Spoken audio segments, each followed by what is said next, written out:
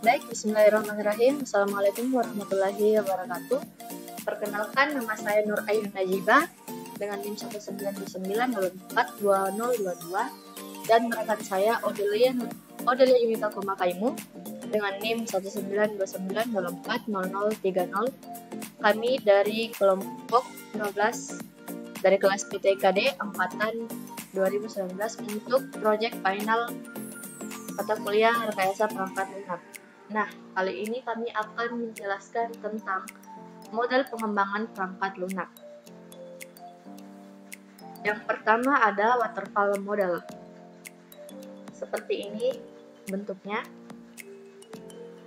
Nah, waterfall model merupakan model yang paling banyak digunakan di dalam software engineering atau SE.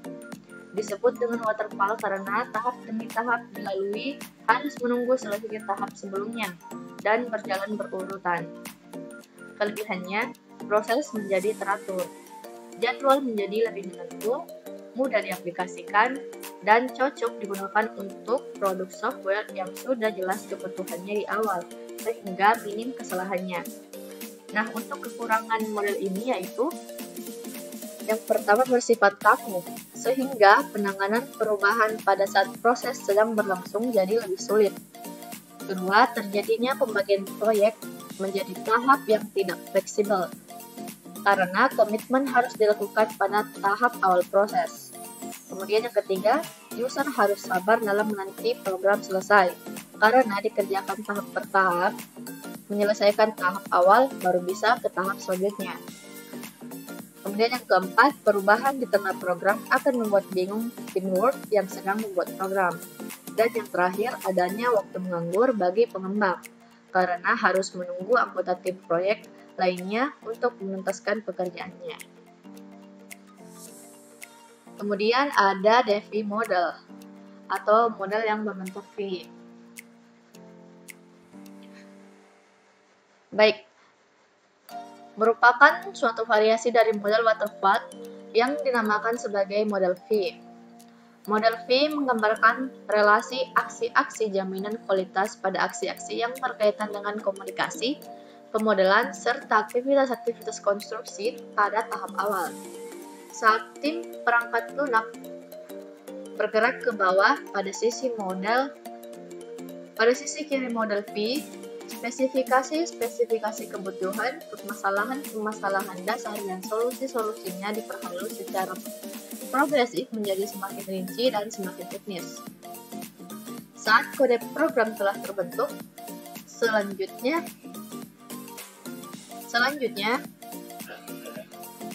tim perangkat lunak bergerak ke atas melalui sisi kanan model V dan secara terus-menerus melakukan sejumlah pengujian yang berbeda atau tindakan-tindakan jaminan kualitas.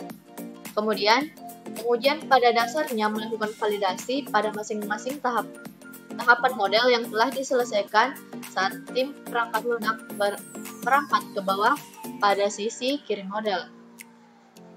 Nah, kenyataannya tidak terlalu terlihat perbedaan mendasar antara model waterfall dan model V.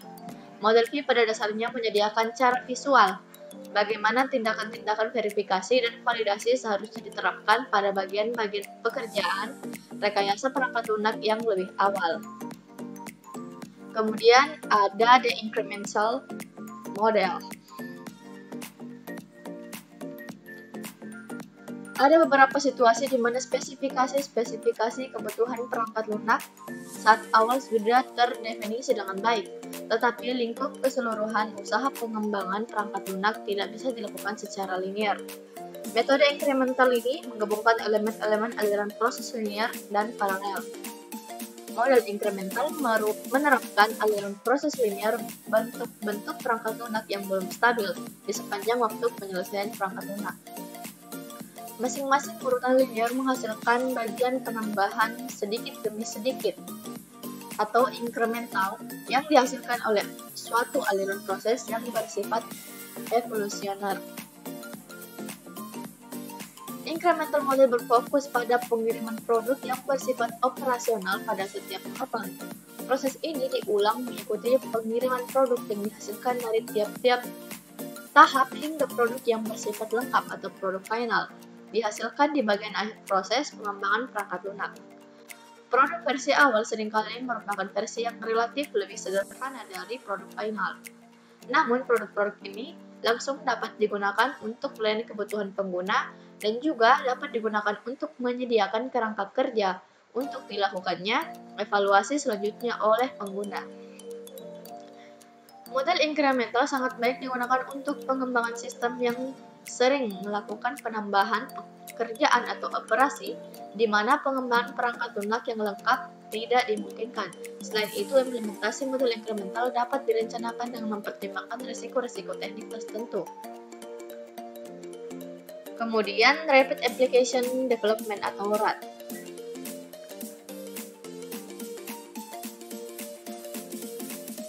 RAD adalah proses pembangunan perangkat lunak yang menekankan pada siklus pengembangan yang pendek dan singkat. Model ini mengawinkan model waterfall dan model component-based construction. Tahapan-tahapan RAD adalah sebagai berikut. Yang pertama yaitu tahapan pemodelan bisnis. Dibuat agar dapat menjawab pertanyaan-pertanyaan seperti berikut. Informasi apa yang mengontrol proses bisnis, informasi apa yang didapat, siapa yang mendapatkannya, untuk siapa informasi itu ditujukan, siapa yang akan memprosesnya. Kemudian tahap yang kedua yaitu pemodelan data.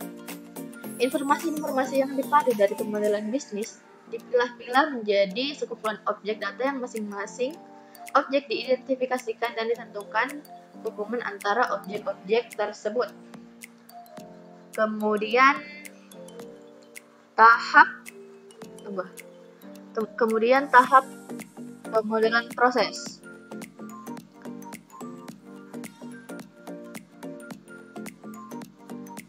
Aliran informasi yang didapat dalam proses pemodelan data diolah sedemikian untuk dapat menopang fungsi-fungsi bisnis.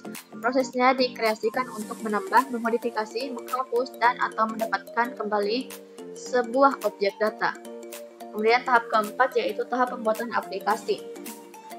RAD dapat saja memakai kembali komponen program yang sudah ada bila dimungkinkan, atau membuat komponennya juga dapat digunakan lagi bila diperlukan di masa mendatang. RAD juga diasumsikan menggunakannya di generasi keempat atau 4GT. Dan tahap yang terakhir yaitu tahap pengujian pergantian, di mana proses RAD menekankan pada pemakaian kembali yang memungkinkan berkurangnya keseluruhan waktu pengujian. Namun, komponen harus diuji dan harus dilatih secara penuh dan terintegrasi.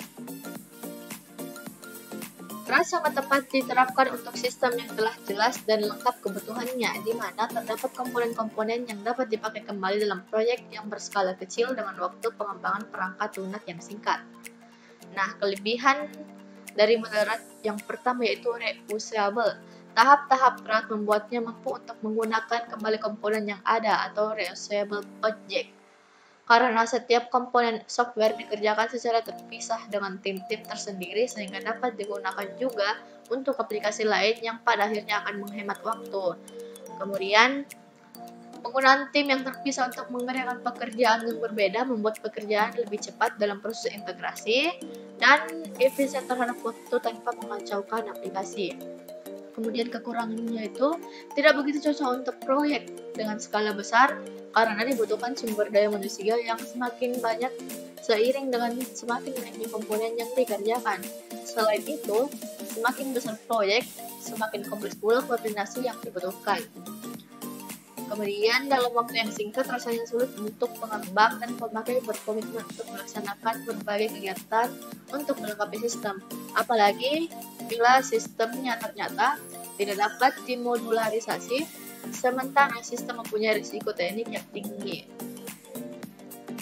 Kemudian evolutionary model prototyping.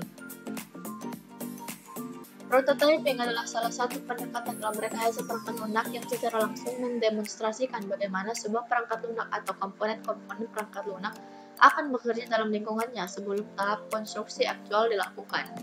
Howard 1997. Pembuatan prototipe dimulai dengan dilakukannya komunikasi antar tim pengembang perangkat lunak. Iterasi pembuatan prototipe direncanakan dengan cepat dan pembentukan dilakukan dalam bentuk rancangan cepat. Suatu rancangan cepat berfokus pada representasi semua aspek perangkat lunak yang akan terlihat oleh para pengguna akhir.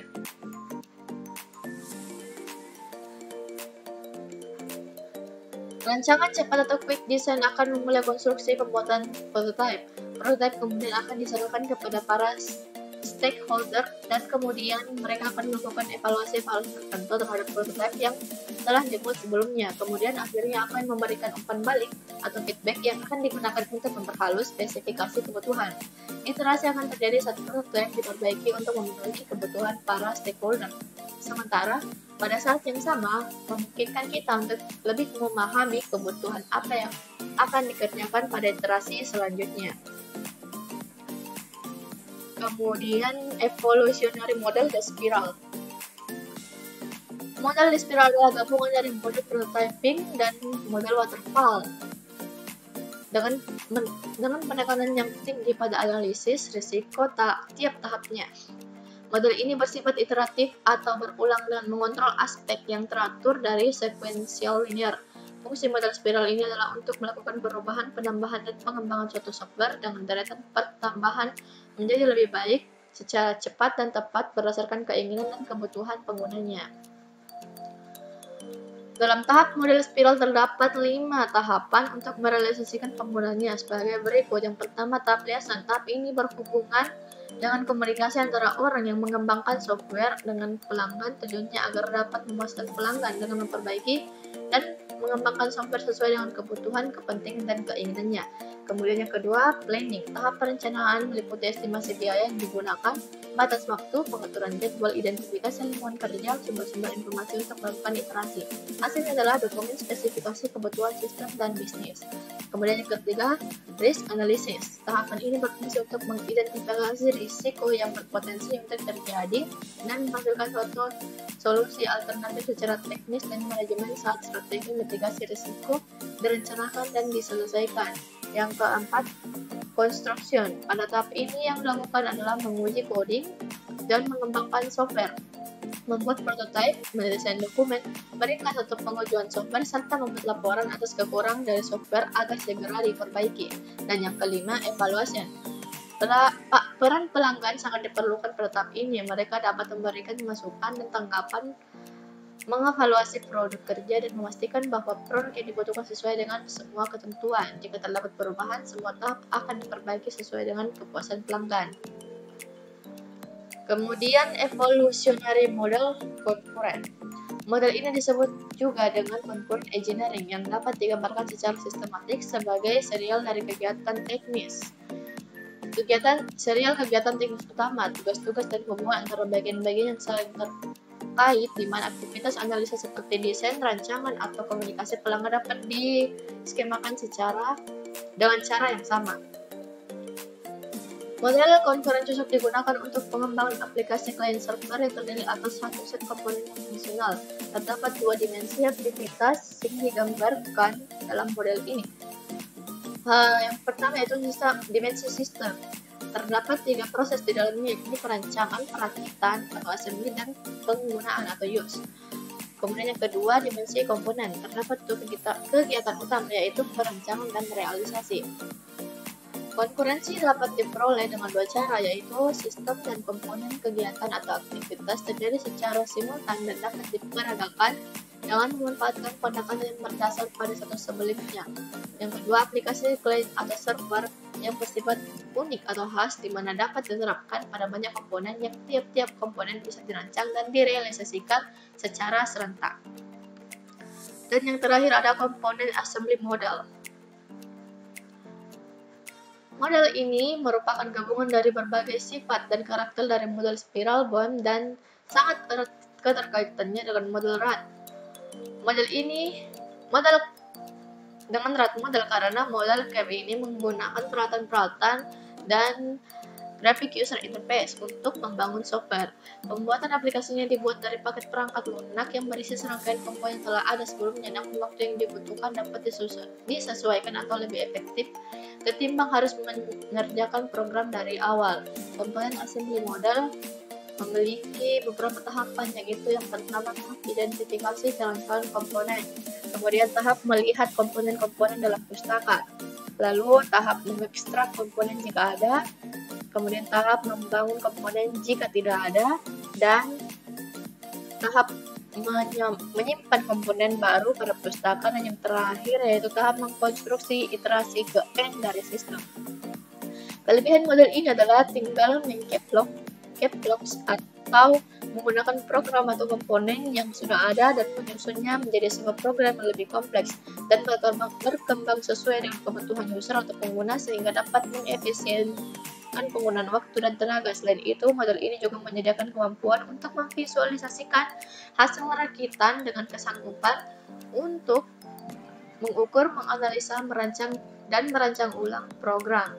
Kemudian kekurangan model ini adalah seringnya program atau komponen-komponen terdahulu tidak kompatibel atau sejalan dengan model perakitan komponen ini, sehingga untuk perusahaan berskala kecil akan kesulitan menemukan komponen yang sesuai untuk dirakit. Model ini sangat sesuai digunakan oleh perusahaan besar yang sudah berpengalaman mengembangkan software. Mereka dapat memanfaatkan software-software yang telah dikembangkan sebelumnya menjadi bentuk baru dari software yang ingin dikomersilkan.